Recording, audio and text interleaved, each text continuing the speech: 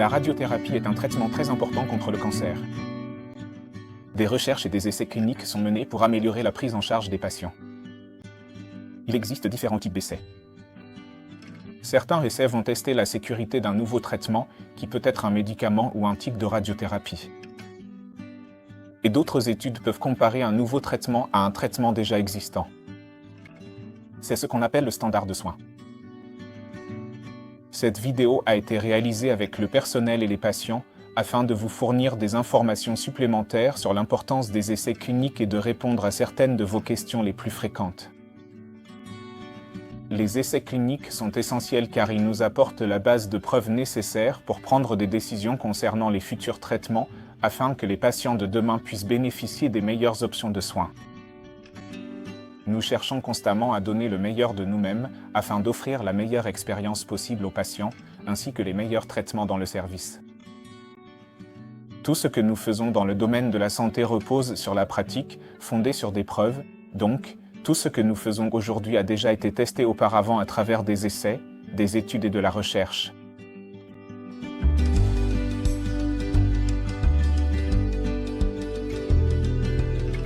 La recherche comprend souvent deux types d'études, interventionnelles et observationnelles.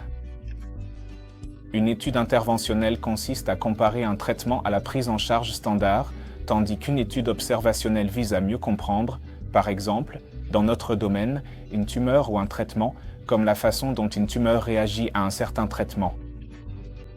Ainsi, nous ne modifions pas toujours la prise en charge standard ou le traitement d'un patient lorsque nous menons des recherches, mais nous recueillons davantage d'informations, ce qui nous permet de faire progresser nos connaissances sur le traitement et le cancer et, espérons-le, d'améliorer les résultats pour les patients.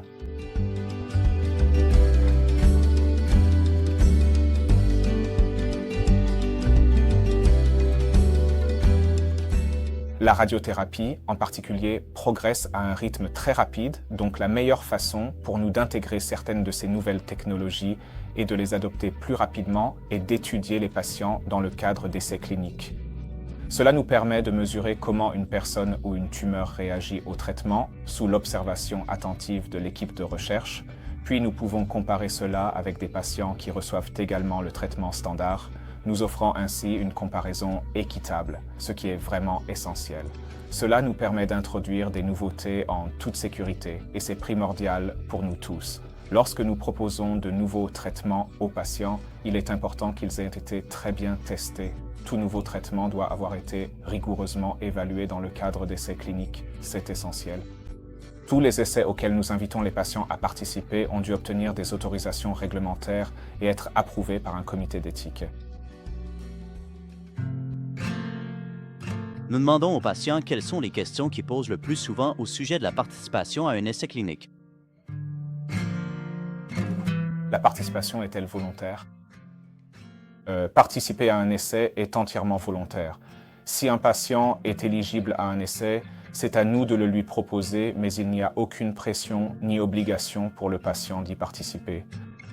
S'il accepte de participer à un essai clinique, il est généralement précisé sur le formulaire de consentement éclairé qu'il peut se retirer de l'essai à tout moment, que cela n'affectera pas sa prise en charge médicale ni la qualité des soins qu'il recevra et qu'il n'a pas à donner de raison pour sa décision de quitter l'étude.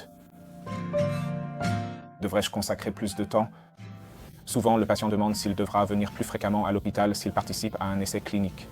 En effet, cette question revient régulièrement lors des consultations, car il est tout à fait naturel de s'interroger sur les implications pratiques de la participation à une étude médicale. Certains patients trouvent cela très rassurant, que le suivi puisse être plus fréquent que s'ils n'étaient pas dans l'essai, car cela leur permet de se sentir mieux encadrés, surveillés de manière plus attentive et accompagnés tout au long de leur parcours de soins. Y a-t-il des risques supplémentaires? Certains patients me demandent parfois, avec une certaine inquiétude, si participer à un essai est sûr et, pour les rassurer, je peux leur expliquer que les essais cliniques doivent suivre un processus rigoureux et qu'ils sont en fait examinés par un comité d'éthique pour s'assurer que tout est sécurisé et adapté à la participation du patient.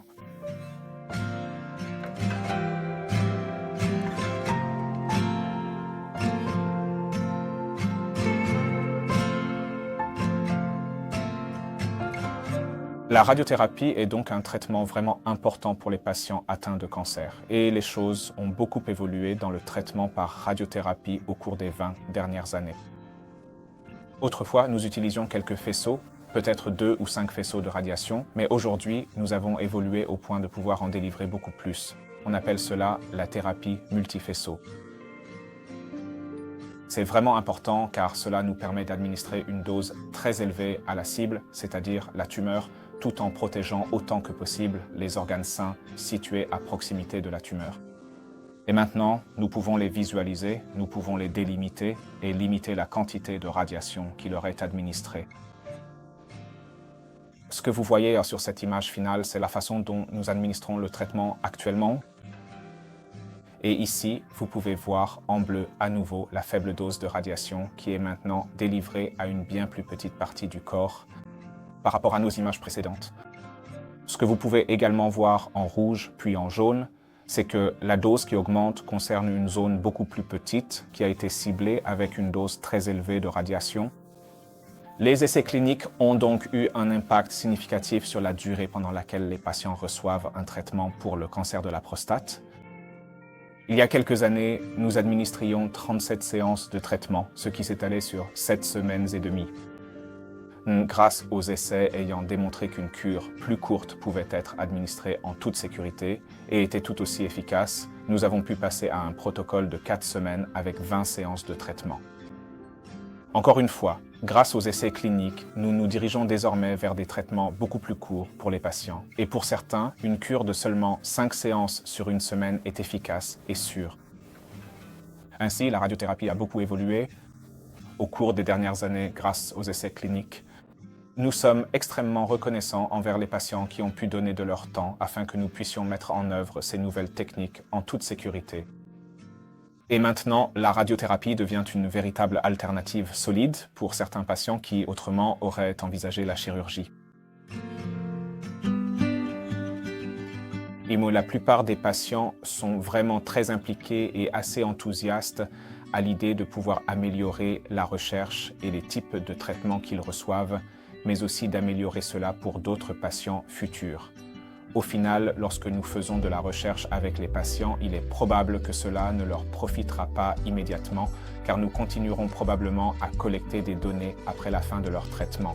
Mais nous pourrons ensuite intégrer les résultats de ces données dans les parcours de soins des futurs patients. Je commence juste ce scanner maintenant, Louise. Ce que je dirais normalement à mon patient en consultation, c'est nous avons cet essai clinique en cours qui, selon nous, pourrait être meilleur que notre traitement standard actuel, mais nous n'en sommes pas certains. Donc, ce que nous aimerions faire, c'est vous donner des informations sur cette étude pour que vous puissiez en discuter chez vous, puis revenir vers nous afin de voir si vous souhaitez aller plus loin. Nous pensons que ce traitement pourrait être meilleur que le standard, mais nous ne pouvons pas toujours choisir si vous recevrez ce traitement ou le traitement standard. C'est ce qui en fait une bonne démarche scientifique et vos soins à l'avenir ne seront pas affectés. Votre prise en charge ne sera pas compromise, que vous décidiez ou non de poursuivre le traitement, c'est entièrement volontaire.